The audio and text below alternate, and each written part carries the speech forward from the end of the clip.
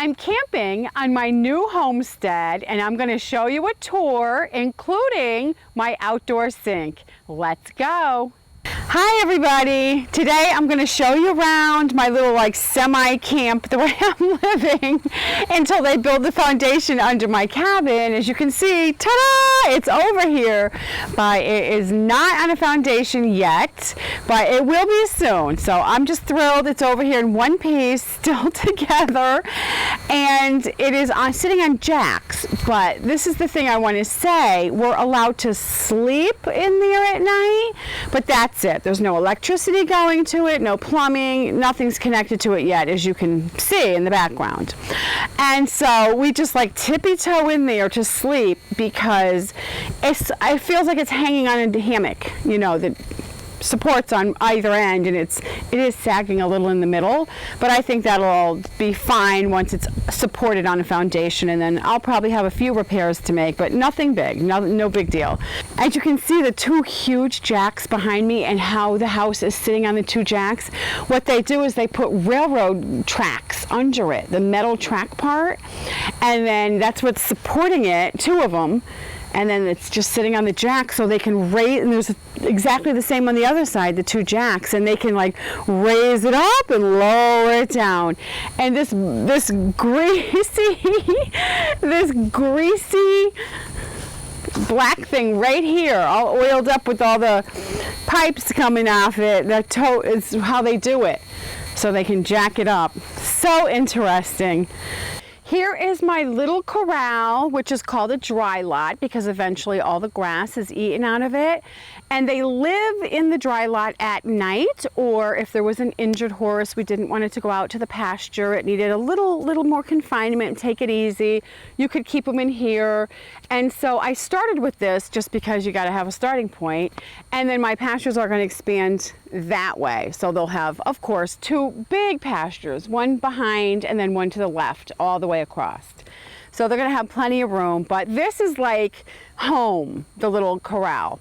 So I did the electro braid, which is the first time I've done that. That stuff is dynamite. Anybody that wants to do some horse fencing, try the electro braid. It's awesome. Animals take a lot of time to feed every day, really twice a day at least, and all that. So you have to set up like a little station, little feed station to make things convenient. So what I wanted to show you is everything here is recycled. I love that part too. I love to recycle. So these are some stones that were left here from an old burned down building, and Scott pulled them out. And I'm going to actually make this a little bit bigger. I have my hose right here. Thank God I have water right here. At my other place I had to drag the hose pretty far. And then, so this is very nice. I mix up the feed barrels because I don't have a barn now, which boo-hoo, that's the worst part. I loved my barn. And this, I'm so proud of this. Look, it's kind of has sentimental value as well as function. This is recycled from my old porch. This is part of the box sill that held it up. It sat this way though, but I laid it down, which is so perfect because I get my brushes or whatever, my coffee, and it's almost like a little table too. So I spaced them out 5 feet apart, and it can hold, I don't have the rope on all of them, but 4 horses can be lined up here. It's plenty big and super, super sturdy. So I'm so proud of this little homemade thing.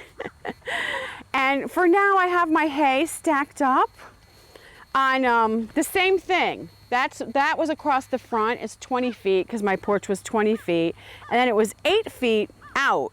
And so I have the same boards right here that I put on cement blocks, and I just stack my hay on it because you want it off the ground. So that's what I always go for, the convenience and the function. I think that's super, super important when you're putting together a homestead. Okay, so I put a lot of thought into Neil's pen, and it's so perfect because I wanted it to be round so he could go around and see the whole homestead. And he is so, so happy in here. Hi, Neil. You love your new place? You got a new place? You're so cute. You got oats on your ears. And so I knew I had all this extra wood I was recycling. And so I made Neil the biggest house ever. And he seems like the happiest. Seems like he lost 10 years off his life. He seems so happy, like he's 10 years younger. He's so funny. And then we have the chickens here in the flip coops, which work so perfect. They have been so super handy moving, because otherwise the chickens probably would have been eaten by now. And so you can see, I think they're the perfect size for 2 chickens to live in. Of course, this is a temporary situation for me, but if somebody just wanted to keep 2 hens for eggs in their small backyard, this is the perfect coop. And you can find plans for this coop on my website, and Scott also will leave a link below. But the door just opens, you just have a rope and it just flips open. So it's a big opening, you can do whatever you need to do. They're like hiding. They're both molting, so there's a lot of feathers in there. It's molting time. Here's my beautiful sitting area under lantern tree. And this bench I got from my old barn. I'm not even finished with this bench yet. I have to tell you though, it took 4 people to lift this bench and move it, put it into my horse trailer and get it here. And I hurt my back. All the moving I didn't hurt my back until we did this thing. But I love this bench, so I'm gonna finish it the way I want it. It's not quite finished yet. But hickory wood is very heavy. Okay, so also we cannot forget Daisy. On our new move, Daisy gets a bigger house. Now, I made this last night. Of course, it lays down. I was just trying to clean it out, but this is a new little wooden box for Daisy because she needs her home, her bed as well. And so she can just crawl around in there and she'll crawl behind that. I just have to paint this black inside. She is a wood turtle, so that's why I made this one out of wood. This is the first one. So, and she's outgrown her old one. She just keeps growing and growing and growing. She is so funny and so adorable. I love my tortoise so much. So I'll get that in the house later. When you have a tortoise, you have to make sure you have the appropriate size bed. And of course, she doesn't live in this thing 24/7. She walks around in the cabin and she walks around outside to be healthy. And clearly she's healthy because she just keeps getting bigger and bigger and bigger. And she's a sassy little tortoise. Okay, so this looks a little crazy. Looks crazy, but it's all functional. The telephone pole was there for the temporary power pole. When the power company said, nope, that's not good enough. You have to move it 26 feet that way. So turn around, show them. That little bit, it's literally from there to there. So we had to have a tractor come and pull it out of there, and there's a hole right there. So instead of washing my dishes and my hands and everything, just holding the hose, which is so awkward and horrible when you have to do it a million times a day, Scott had this sink in his old property.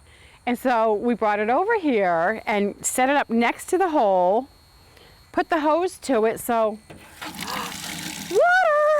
I can wash my dishes, wash my hands. It's amazing how awesome this is. People might be going like, big deal. No, when you are like camping, it is such a big deal and such a convenience is the word. So then I just wash the dishes, put them right there, voila. And we're using biodegradable soap, and it's a super deep hole. And of course, that's all that goes in there, just water, you know what I mean, and the biodegradable soap. Everything else we're recycling, throwing appropriate things away. And we have the outhouse, which we call it the space shuttle. We have to joke around about it because they're kind of gross, but as well, it's also a convenience, that unnecessary convenience that we have to have right now. Hopefully not for long. That cabin's gonna be on the foundation and hooked to the brand new septic over there soon. So, okay, so I'm going to show you something else over here, the grand tour. Okay, so this is super primitive too, but I don't mind. It just takes time. It's my little wash tub, put my laundry in there. I'm like washing my laundry, and then I rinse it, of course, twice. And then I hang it up This is a recycled extension cord. I was going to throw it away because it doesn't have a ground and everything. And I was like, wait a minute. I'm going to use it for a clothesline for now. And then I'll recycle that thing. So that's a little primitive as well. Takes time. In fact, I'm going to do laundry today. You can see my truck. Still a lot of stuff in there. And I still have like, oh, so much stuff. And my horse trailer has stuff in the back of that. So when I say simplify, if you want to homestead and move, I'm not joking. It makes it so much easier and so much more doable. When you're just buried in a mountain of stuff, it's almost like you just get tired and overwhelmed, and it like bogs you down in quicksand. Like you just feel like you can't move. If you want to learn more about buying land because you want to homestead like we are, you can buy my book. It's on Amazon. So Scott will leave the link. You can click it and check it out. Talk to you next time. Happy homesteading. Bye-bye.